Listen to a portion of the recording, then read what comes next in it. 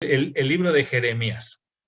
El autor, Jeremías, se refiere en la Biblia como hijo de el sacerdote Hilcías. No era sumo sacerdote, ¿no? Pero ya ven que estaban estas ciudades que habían sido dadas a los levitas para que estuvieran en distintas partes del territorio del pueblo de Israel, y bueno, Anatot era una de esas ciudades que estaba ahí cerquita de Jerusalén, al norte. Jeremías es hijo de uno de estos personajes, Hilcías, y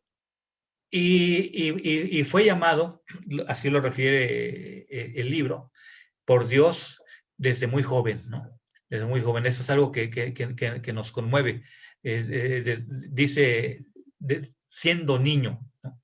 Obviamente niño, nosotros entendemos que no es un niño de 5 años o de 3 años. Parece que esa palabra podría referirse a una persona de 20, 30 años incluso, ¿no? Pero era una persona joven, era muy joven cuando fue llamado, y ahorita vamos a leer un poquito el pasaje, porque es muy conmovedor que el Señor lo llama sintiéndose él muy inseguro, ¿no? Por su falta de madurez. Y sin embargo, Dios lo llama y le dice, yo te llamé incluso desde antes de que nacieras. Y para mí, desde antes de que nacieras, desde antes de que madures y te llenes de sabiduría y conocimiento, desde antes, yo ya te tengo para que tú le lleves mi palabra a mi pueblo, ¿no? Y entonces esas cosas también nos conmueven a nosotros, porque a veces nosotros tenemos mucha conciencia de la gente súper preparada, de la gente erudita, de la gente intelectual, de la gente súper dotada, y nosotros nos sentimos muy poco, ¿no? Respecto de esas personas, pero nosotros sabemos que a Dios no le interesa, o no es necesario que una persona sea superdotada para servir en su ministerio. Dios llama a todo tipo de gente, ¿no? Y digo, esto no es una invitación a la falta de interés en el estudio, nada, simplemente darse cuenta de que Isaías, de que Jeremías fue llamado no siendo una persona muy madura ni muy preparada. Dios le dice, yo te voy a capacitar para la tremenda labor a la que te estoy enviando, ¿no? Entonces eso conmueve nuestros corazones y nos edifica y nos anima, y también nos ubica en cuál es la relación que Dios tiene con sus hijos en cuanto a sus planes, ¿no? Desde muy joven entonces fue llamado por Dios durante el reinado de Josías, ¿no? Y este ministerio de Isaías, de Jeremías, fue un ministerio largo, ¿no? A diferencia de otros profetas, como recordamos al profeta Amós, ¿no? Que fue llamado casi para dar solamente un mensaje, y ya, ahí terminó su carrera. Este es más parecido a Isaías, ¿no? Jeremías estuvo profetizando a lo largo del reinado de 5 reyes, ¿no? Casi durante 40 años, y después todavía cuando se fueron a Egipto, ya que había sido cautivo Judá, todavía estuvo allá ministrando a un pueblo muy rebelde, y la tradición nos cuenta que allá fue lapidado Jeremías también. Pero entonces fue un ministerio profético muy largo y muy desarrollado y muy sufrido, ¿no? El de Jeremías. Tenemos por ahí alguna anotación de que el nombre de Jeremías significa algo así como Jehová eleva o Jehová es sublime. No es muy clara la etimología, pero se han propuesto estos dos significados para sus nombres, entre otros por allí. Muy bien, entonces este era Jeremías. A diferencia de Isaías, él no era un funcionario, no era un intelectual, era parte de las familias sacerdotales del pueblo de Israel, y fue llamado por Dios específica y claramente para el ministerio profético en esa época. Entonces, el ministerio profético de Jeremías se desarrolló a lo largo del reinado de los últimos 5 reyes que tuvo Judá, que es Josías, Joacás, Joacín, Joaquín y Sedequías. Algunos de estos gobernaron bien poquito, ¿no? Como Joacás, 3 meses. Era una época muy convulsa del pueblo ya, en medio de toda esta situación que tenían siempre entre Asiria, Babilonia y Egipto y Judá ahí en medio. Eran siempre problemas muy tremendos en cuanto a los ataques que recibían tanto de Egipto como de Asiria como de Babilonia. En esa época reinaron estos reyes, Josías, Joacás, Joacín, Joaquín y Sedequías. Y entonces podemos ubicar la fecha de la labor profética de Jeremías entre el 626 y el 586 antes de Cristo. Muy bien, entonces, ¿a quién le escribe Jeremías? Jeremías le habla, digamos, a la totalidad del pueblo. Aquí los mensajes de Jeremías, sus oráculos, sus predicaciones que Baruch registró, redactó, se dirigen tanto a los reyes como a los principales, como a los sacerdotes y profetas y a todo el pueblo. Es un mensaje que a lo largo de los años va dirigido en algún aspecto, en otro, a todas las capas que componían a la nación de Judea. A diferencia de otros profetas que tienen destinatarios muy específicos, este es un mensaje muy amplio que incluye a todas las capas del pueblo de Judá de esa época. Y al final del libro, en los últimos capítulos, también enfoca el mensaje profético a naciones gentiles, a naciones extranjeras. Como hemos ya dicho, no se limita el mensaje al pueblo de Israel, sino que también Jeremías aparta una buena parte de los capítulos finales a profetizar contra las naciones del mundo, que no se someten al señorío de Jehová. Entonces, se dirige al pueblo de Judá y al final también a las naciones del mundo. Muy bien. En cuanto al contexto, ya lo hemos un poquito trazado, pero vemos que la época de Jeremías es la de la lucha entre estos grandes imperios, ¿no? Que ya estamos tan familiarizados con Asiria, Babilonia, Egipto. Judá, por su ubicación geográfica, siempre está en medio de estos conflictos. Asiria ya estaba en declive, ¿no? La que iba surgiendo era Babilonia. Ya Nahum había profetizado, ya se había dado la caída de Nínive.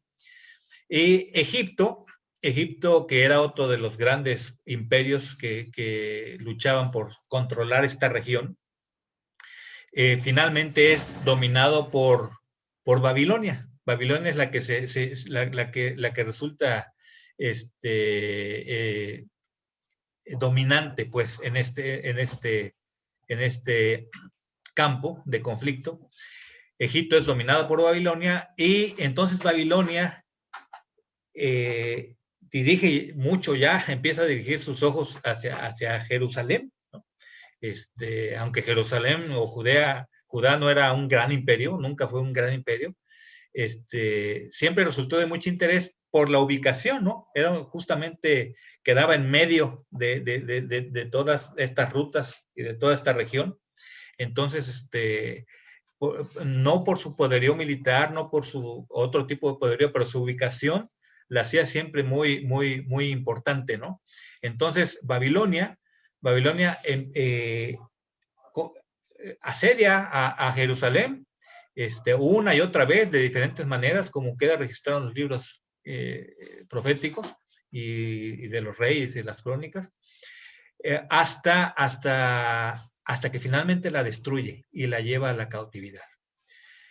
Entonces, en este contexto, Jeremías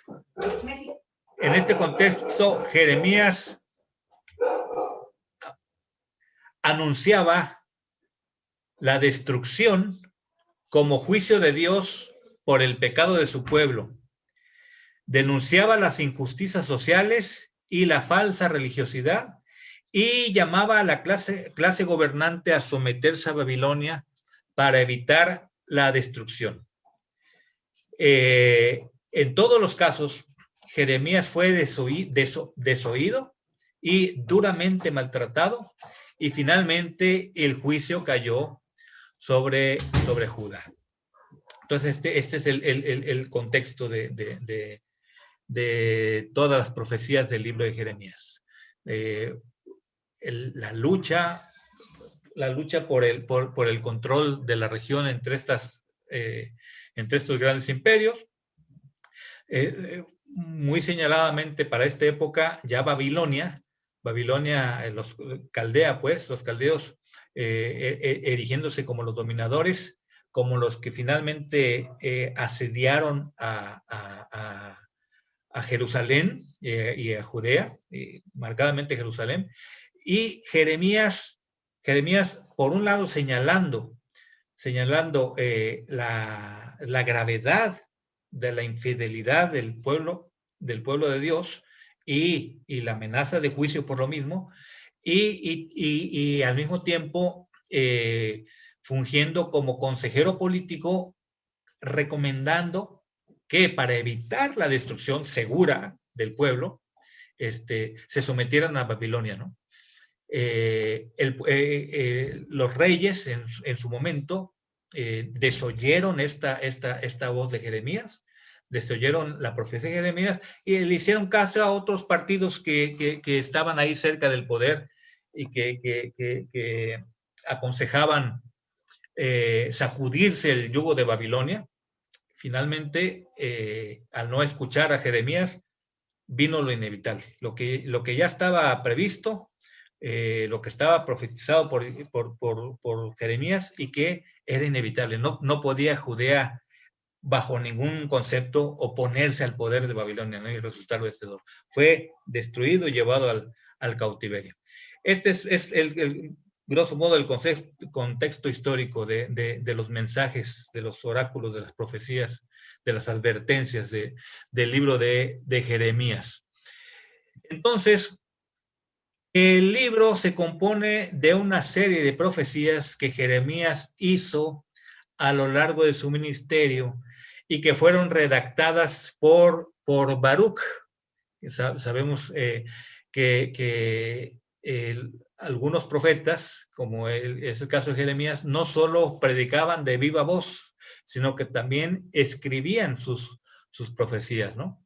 Y en este caso sabemos que específicamente su secretario redactaba las profecías de Jeremías. En una de esas circunstancias en las que las profecías molestaban a alguien, pues uno de los reyes, me parece que era Joacim, ante la lectura de las profecías de Jeremías, mandó a quemar profecías y Baruch tuvo que volver a escribirlas. Parece que hasta 3 veces tuvieron que ser redactadas las profecías de Jeremías por diferentes circunstancias. Pero entonces, nosotros entendemos que el resultado final del libro de Jeremías en general se debe a la redacción de este secretario cuyo nombre quedó registrado, que es Baruch, ¿no?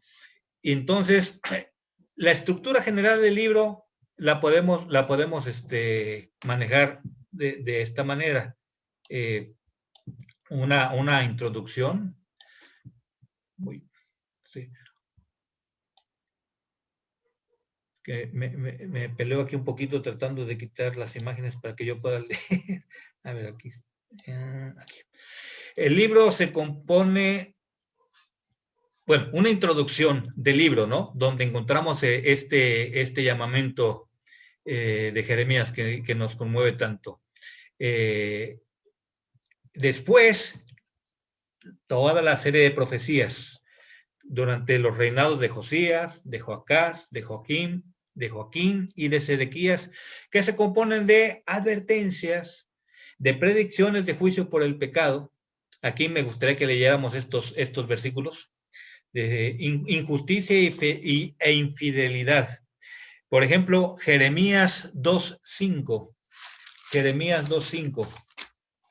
Tenemos que hacer un examen muy somero, pero siempre es importante leer directamente por lo menos algunos versículos. Jeremías 2:5 dice, así dijo Jehová, qué maldad hallaron en mí vuestros padres, que se alejaron de mí y se fueron tras la vanidad y se hicieron vanos. Este versículo a mí me parece muy particular, ¿no? Muy peculiar y realmente va al sentimiento profundo, ¿no? Del corazón del hombre. Este reclamo de Dios, ¿no? ¡Qué maldad! ¿No? ¡Qué maldad hice yo para que ustedes se alejaran de mí! ¿No? Los rescato, los libro de los enemigos, los traigo de la esclavitud, los alimento, los sostengo. Entonces, es muy, pienso en conmovedor, pero más que conmovedor, es muy, sí, bueno, mueve mucho pensar cuando uno lo traslada a la vida de uno, a la vida de la iglesia, ¿no? Cuando uno se aleja de los caminos de Dios y oír este reclamo, ¿no? ¿Qué te he hecho yo? ¿Qué te he hecho yo de malo para que tú te rebeles contra mí? ¿De qué manera te he dañado para que tú no me guardes fidelidad y amor, ¿no? Es impresionante, a mí me conmueve mucho este pasaje. ¿Qué maldad hallaron en mí vuestros padres que se alejaron de mí y se fueron tras la vanidad, ¿no? Y se fueron tras otros dioses? Este es un reclamo inicial del texto del libro de Jeremías al pueblo. Y más adelantito en Jeremías 3:20, es algo que también nos debe de instruir profundamente en cuanto a la falsa religiosidad. Jeremías 3:20, que dice, pero como la esposa infiel abandona a su compañero, así prevaricasteis contra mí, oh casa de Israel, dice Jehová. Bueno, las figuras para señalar la infidelidad de Dios se dan de varias maneras, ¿no? Como infidelidad, como prostitución, etcétera, etcétera. Acá el abandono del pueblo a su fidelidad lo maneja bajo la figura de la infidelidad de la esposa. Pero la falsa religiosidad, más bien a la que me estaba refiriendo, está en Jeremías 7, del 1 al 11. Jeremías 7. Jeremías 7, ahí más adelante, Jeremías 7 del 1 al 11, dice así, nos vamos a tomar el tiempo de leer estos versículos.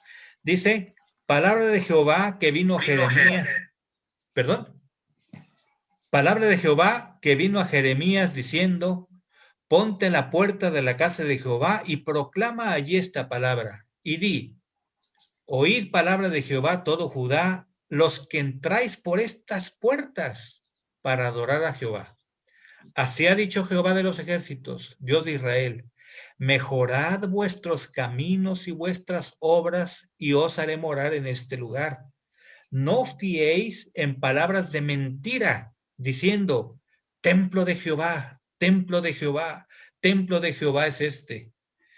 Pero si mejorareis cumplidamente vuestros caminos y vuestras obras, si con verdad hiciereis justicia entre el hombre y su prójimo, y no oprimiereis al extranjero, al huérfano y a la viuda, ni en este lugar derramareis la sangre inocente, ni anduviereis en pos de dioses ajenos para mal vuestro, os haré morar en este lugar, en la tierra que di a vuestros padres para siempre.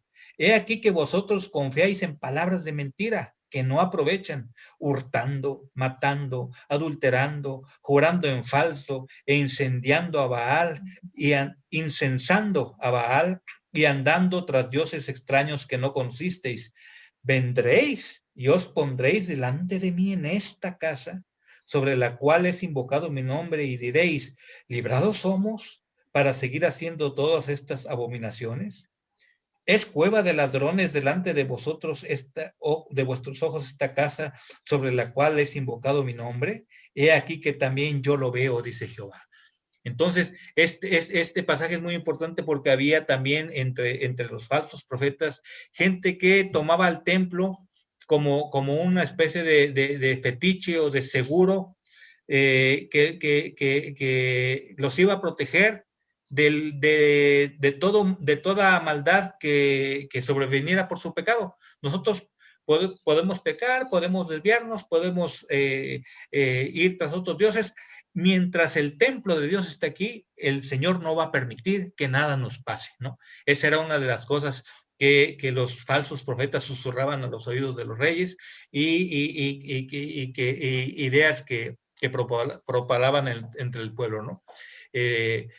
Una especie de templocentrismo. Por supuesto, nosotros sabemos ya a la distancia que Jerusalén fue destruida, que el templo fue saqueado, ¿no? Y que esta desviación de la fidelidad de Dios a la fidelidad a una construcción, a un templo, estaba totalmente errada, ¿no? Totalmente errada y totalmente desviada.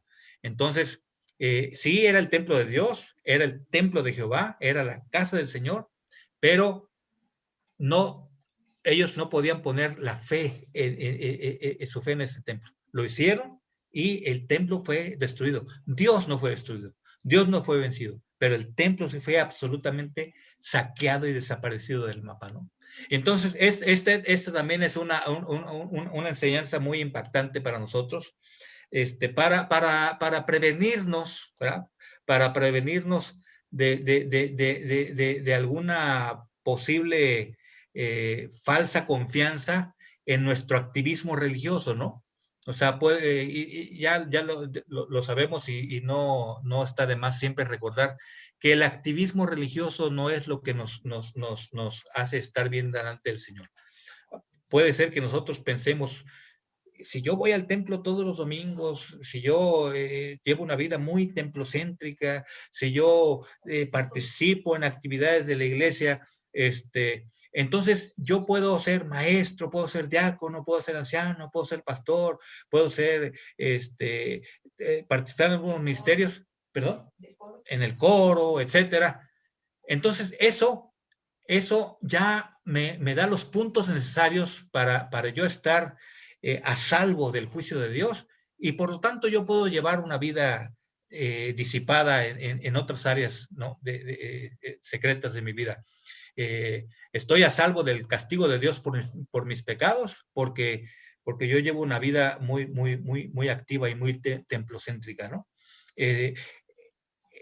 Algunos falsos profetas decían esto: casa de Jehová, casa de Jehová, casa de Jehová es esta, así que el juicio de Dios por nuestros pecados jamás va a llegar. Pues no, llegó y llegó de una manera terrible. Entonces nosotros debemos estar siempre también muy atentos a que nuestra religión, nuestra religiosidad, nuestra actividad dentro de la iglesia del Señor no sea solamente fachada, no sea contraria a la ley de Dios. Como decía el Señor Jesús, es necesario hacer esto sin dejar de hacer aquello. Nuestra actividad en la iglesia debe ser fruto de una fidelidad completa a la palabra de Dios. Si nosotros vamos a ser pastores, ancianos, diáconos, maestros de iglesia y cualquiera otra de las actividades que componen a una iglesia del Señor en estos tiempos, eso debe ser reflejo y fruto y consecuencia de una fidelidad de corazón a Dios completa, porque nuestra fe o nuestra vida religiosa está basada no en la mera actividad, sino en un corazón fiel a Dios, en un corazón que ama a Dios, en un corazón que está pendiente de obedecer la ley de Dios, que está pendiente de honrar el señorío y la soberanía de Dios. Solamente con un corazón de fe sincera, la actividad en la iglesia es válida delante de Dios.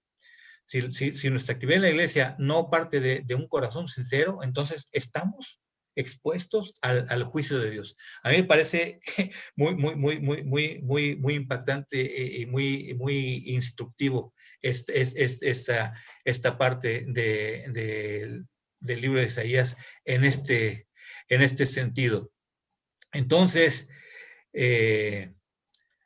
retomo la lectura del inciso B. Las profecías durante los reinados de Josías, Jacás, Joaquín y Sedequías, compuestos de advertencias y predicación del juicio por el pecado, de profundos lamentos por el juicio que se avecina, de consejos políticos y en medio de ello una nota de profunda esperanza respecto a un nuevo pacto de Dios con su pueblo. Bueno, esa es la parte gruesa del libro de Isaías, ¿no? Después de la introducción está toda esta larga parte de profecías contra el pecado, de advertencias de juicio,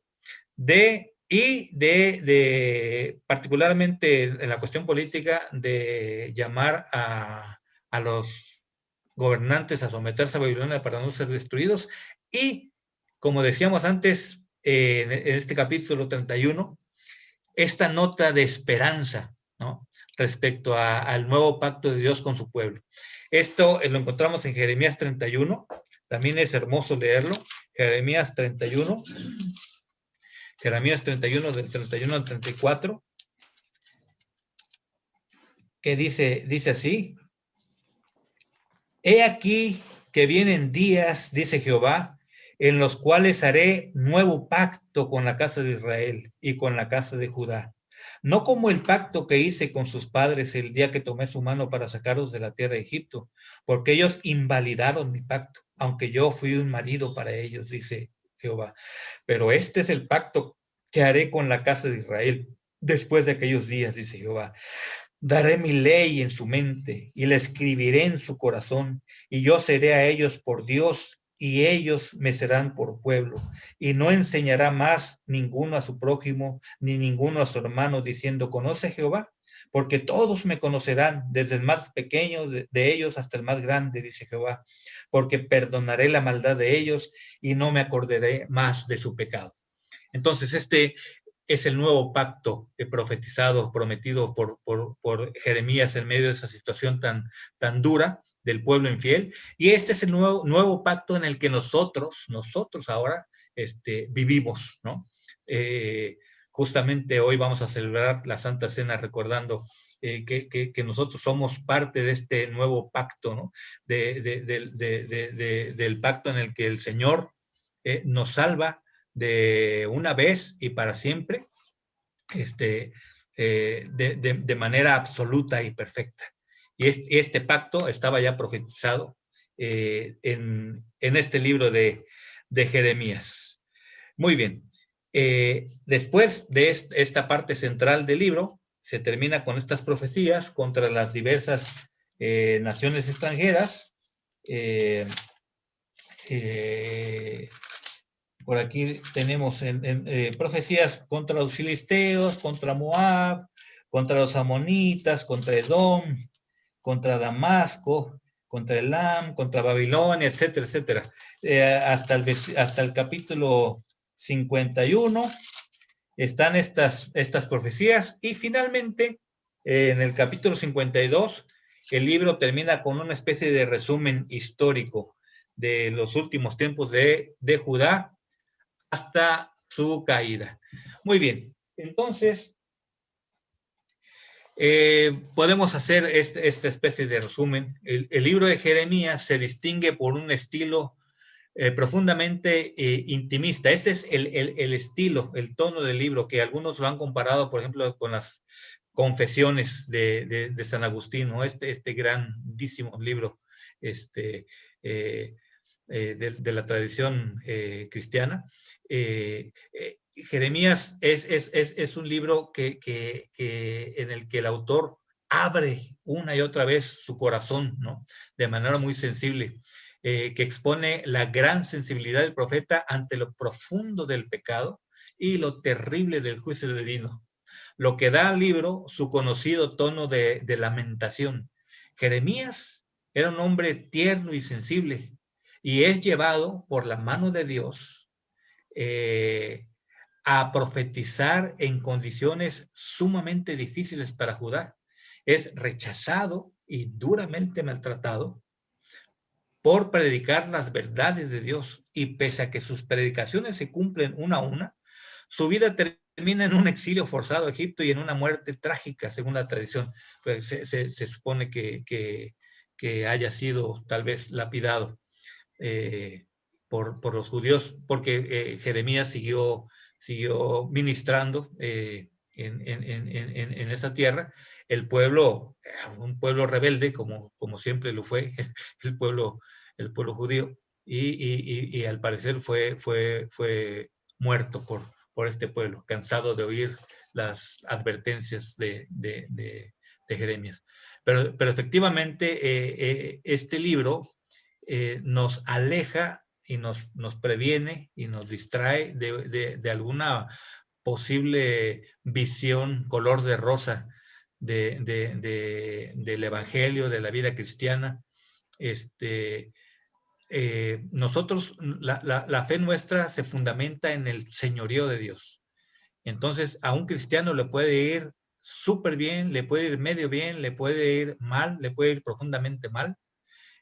No está nuestra fe basada en cómo nos vaya en la vida, en lo económico, en lo amoroso, en lo familiar, en la salud. Nuestra fe está basada en el señorío perfecto de Dios, de que Dios va a cumplir su voluntad santa y perfecta, y siempre para el bien final de su pueblo y de cada uno de sus hijos. En este caso, Jeremías fue de los que, para desgracia terrenal de él, le tocó sufrir bastante, pero fue un hombre de Dios, un hombre que Dios desde antes de nacer llamó para su ministerio, y le tocó vivir eso que le tocó vivir. Nosotros damos muchas gracias a Dios siempre por todas las bendiciones que Dios nos da, pero siempre decimos que si Dios nos diera la salud, si Dios no nos diera el trabajo, si Dios no nos diera la paz, si Dios no nos diera la paz, me refiero a guerras y ese tipo de cuestiones, delincuencia, si Dios no nos diera ese tipo de bendición, de todas maneras, nosotros sabemos que Dios gobierna, que Dios reina, que Dios está controlando y administrando todos los aspectos de nuestra vida, todos los aspectos del entorno, todos los aspectos de la historia, y nuestra fe en ese sentido es inconmovible, no depende de ningún tipo de circunstancia, solamente depende de la convicción de que Dios es Señor sobre todas las cosas, y de que Dios nos ama, y de que Dios tiene un propósito de bien supremo para nosotros, sus hijos, para su pueblo escogido.